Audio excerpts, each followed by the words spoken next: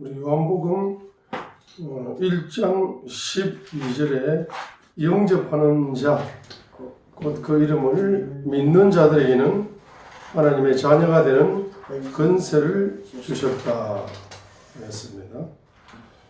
그래서 믿음의 영을 통해서, 믿음을 통해서 예수님을 영접함으로 그 이름을 믿음을 통해서 하나님의 자녀가 되는 권세가 주어지게 되는데, 하나님의 자녀가 되는 권세가 주어져서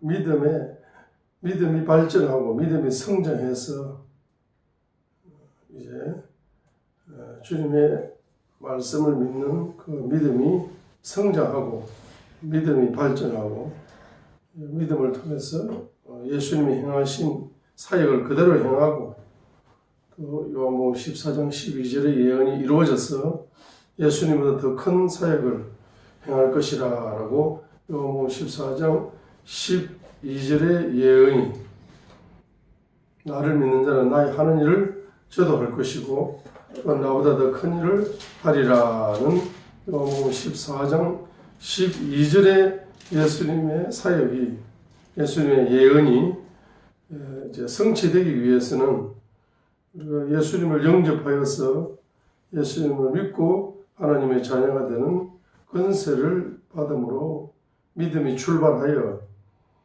이제 주님의 입에서 나오는 말씀이 생명이 되어지고 그 말씀을 믿는 믿음이 증가되어져야만이 예수님이 행하시는 사역과 더 큰 사역을 행하리라는 예언이 이루어질 수가 있는데, 이 요한복음 14장 12절의 예언이 이루어지기 위해서는 바로 믿음의 기초, 시편 11편 3절에 있는 것처럼 기초가 무너지면 의인들이 무엇을 하리요?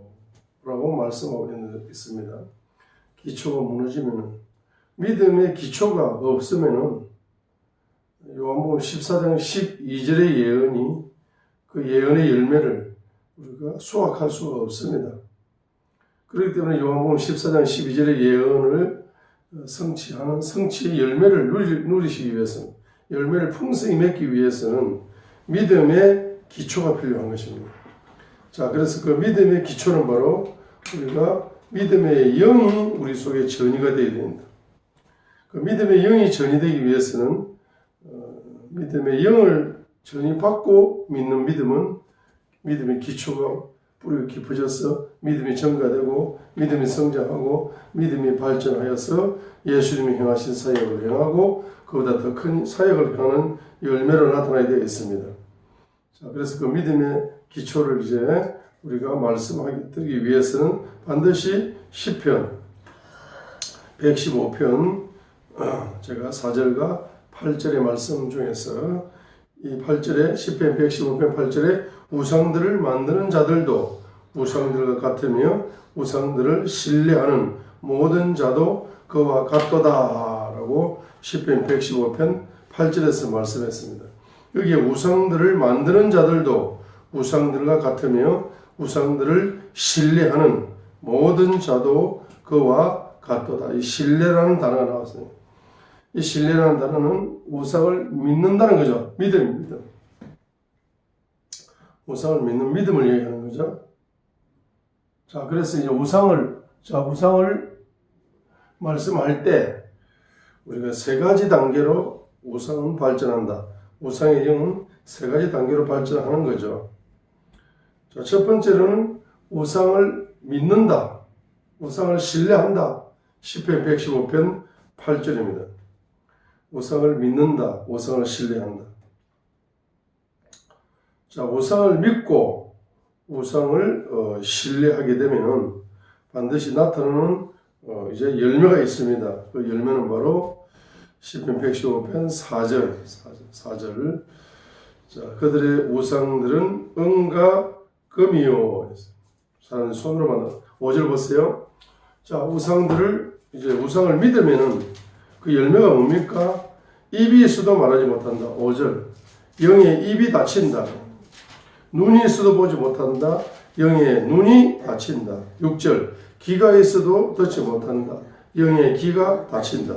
코가 있어도 냄새 맡지 못한다. 영의 코가 다친다. 손이 있어도 사용하지 못한다. 영적인 손이 다쳐서 영적인 불구제가 되는 거죠. 발이 있어도 걷지 못한다. 영적인 발걸음을 옮길 수가 없다. 그리고 목구멍으로도 말도 하지 못한다는 것 역시 목구멍으로 영의 언어가 열리지 않는다. 영의 언어가 닫혀버린다. 자, 이런 열매들이 나타나는 예를 든 겁니다. 자, 우상을 믿으면은, 우상을 의지하면은, 우상을 신뢰하면은, 자, 영의 입이 닫혀버려요. 영의 언어를 쓰지 못합니다. 영의 눈이 닫혔어요. 꿈과 환상과 이런 환상을 통한 계시들이 열리지 않습니다. 귀가 있어도 듣지 못해. 영의 귀가 닫혔어. 주님 음성이 들리지 않아요. 코가 있어도 냄새 맡지 못한다. 영의 냄새를 맡지 못해. 영의 코가 닫혀요. 5번째는 손이 있어도 사용하지 못한다.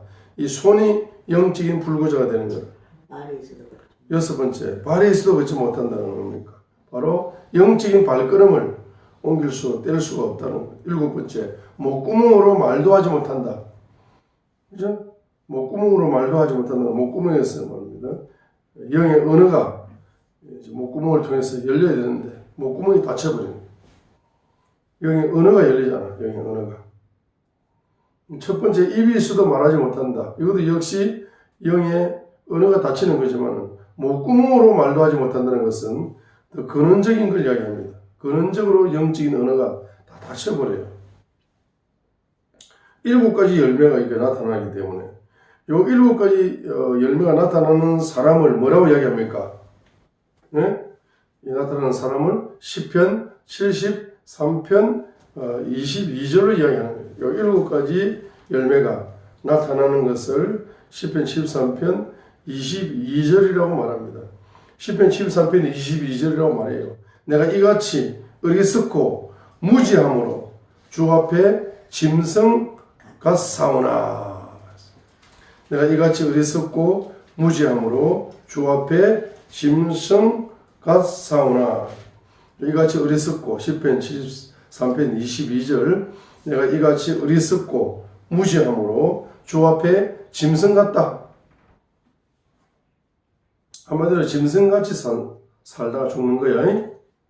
우리 인생은 70, 80이고 120년을 살아도 영의 눈이 닫히고 영의 귀가 닫히고 영의 입이 닫히고 영의 손이 닫히고 영의 발이 닫히고 근원적으로 영적인 언어를 사용하지 못하고 육적인 혼적인 언어만 쓰면서 그냥 먹고 살면은 짐승처럼 사는 거예요. 이렇게 1000년을 살아도 큰 유익이 없습니다.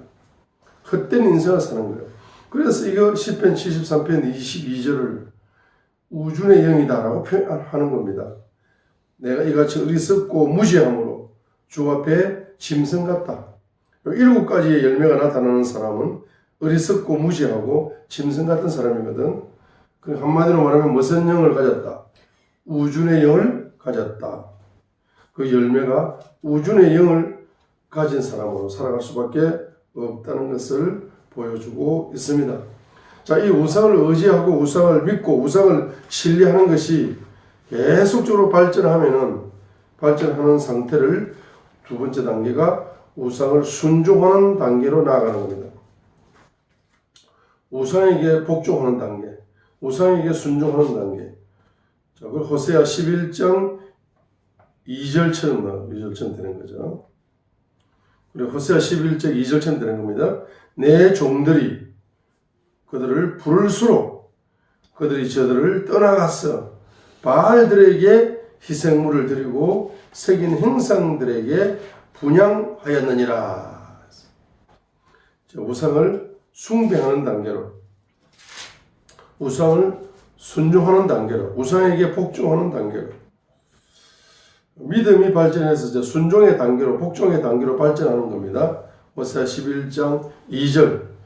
이제 처음에는 우상을 믿는 단계에서 우상을 순종하는 단계로 발전하는 거예요. 내 종들이 그들을 부를수록 그들이 저를 떠나가서 바알들에게 희생물을 드리고 새긴 행성들에게 분향하였느니라. 그러니까 이 우상에게 순종하는 이런 단계로 나아가게 됩니다. 자, 그러면 이제 우상에게 순종한다는 것은 다른 말로 말하면 하나님께는 뭐 한다는 겁니까?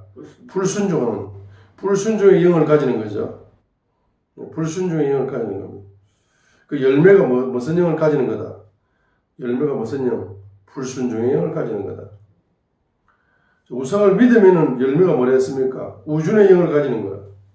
우준의 영을 가지는 거. 자, 우상을 순종하면은 그 열매가 뭡니까? 하나님께 불순종의 영을 가지는 거야. 자, 이렇게 불순종의 영을 가지게 되면은 그 사람에게 나타나는 것은 바로 신명기 28장 15절로 19절처럼 바로 가난의 열매가 나타납니다. 이 불순종의 영이 만들어내는 것은 바로 가난의 영이라는 겁니다. 가난의 열매가 엄청나게 만들어진다. 어떻게 엄청나게 만들어지느냐? 신명기 28장 15절 불순종을 통해서 16절 내가 도시에서도 가난의 저주, 들에서도 가난의 저주, 17절 내 바구니와 내 쌓아둔 것이 가난의 저주, 17절 내 몸의 열매, 내 몸의 열매가 자녀죠. 자녀들에게 가난의 저주가 유전됩니다. 또 땅의 열매, 내 암소의 번식, 내 양떼가 가난의 저주, 19절 내가 들어가도 가난의 저주, 나가도 가난의 저주를 받으리라 했습니다. 자, 그래서 이제 우상의 영을, 불순종의 영을, 우상을 순종하게 되면 나타나는 영이 무슨 영이다? 불순종의 영이다. 불순종의 영은 바로 신명기 28장 15절로 19절에 가난의 저주, 가난의 저주의 열매를 맺는다는 걸 보여주고 있습니다. 자, 이제 우상을 순종하는 단계에서 한 단계 더 발전하게 되면 우상을 사랑하는 단계로 간다. 우상을 사랑하는 단계. 우상을 사랑하는 단계가 바로 호세아 9장 10절이 우상을 사랑한다는 표현을 쓰고 있어요. 자, 이제 우상을 사랑하는 단계로 갑니다. 우상과 연합하는 단계, 우상과 하나 되는 단계. 호세아 9장 10절이죠. 10절 특별히 하반절을 보시기. 호세아 9장 10절 하반절. 자, 호세아 9장 10절 하반절. 하반절 보세요. 그들이 바알 보오르로 가서 자신을 분리하여 그 수치스러운 것에 이르렀으니 그들이 가져간 일은 그들이 사랑한 그대로니라. 우상을 사랑했다 이겁니다. 우상을 사랑하면은 11절 같은 열매가 나타난다. 영광이 떠나간다. 영광. 에브라임 말하건대 그들의 영광이 태어날 때부터, 태에 있을 때부터, 수태할 때부터 새같이 날아가리라. 그들이 비록 자녀들을 기를지라도 내가 그들을 앗아가서 한 사람도 남기지 아니하리라. 참으로 내가 그들을 떠나는 때에는 그들에게 또한 하가 있으리로다 했습니다. 자, 첫 번째 영적 영광이 떠나간다. 두 번째 건세의 영광이 떠나간다. 세 번째 명예의 영광이 떠나간다. 네 번째 인명의 영광이 떠나간다. 다섯 번째 물질의 영광이 떠나간다. 여섯 번째 자녀를 잉태하지 못하는 무잉태, 유상, 자녀가 단명한다. 일곱 번째 아들을 잉태하지 못한다. 열왕기하 1장 17절입니다. 자, 이 세 가지 영광이 떠나간다. 영광이 떠나간다. 첫 번째 사람에게서 뭡니까? 영적 영광이 떠나간다. 우리 10편 8편을 보게 되면 영적 영광이 떠나가는 상태를 적나라하게 표현하고 있습니다.